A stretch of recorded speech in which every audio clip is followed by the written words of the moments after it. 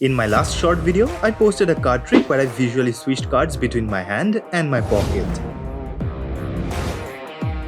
In this video, I'm going to show you how I did that along with a simple variation of the same trick where I visually vanish the card into my pocket. This trick is very easy to do as it requires only one move, the one-handed top palming. I do have an old tutorial for it, but in short, this is what the move is. I hold the deck of cards in the middle grip and put my little finger on the top. Then when I push my finger outward, the card rises and touches my palm. And then I palm the card. For doing the card teleportation trick, after turning over the selected card, I do the one-handed top palming while shaking the deck to make it look like a visual vanish. Then I take the palmed card and pretend to bring it out of my pocket. And that's how I do the visual card to pocket trick. Now for the switching trick, at first I do a double lift and the spectator will think that I'm just showing the top card.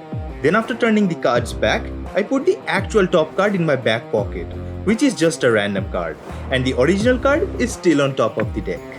Now I do another double lift to show a different card, while the first card is hiding just underneath. Now while shaking the deck, I do the one-handed top palming to make it look like that the card visually changed to the card in my pocket.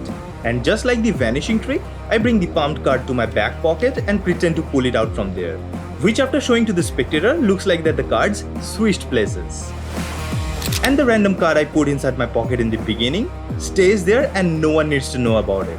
But if you feel insecure about that, I do have my own method of getting rid of that evidence, and if you want to know how, then make sure to mention that in the comments. So this is how these card tricks can be performed using this simple method.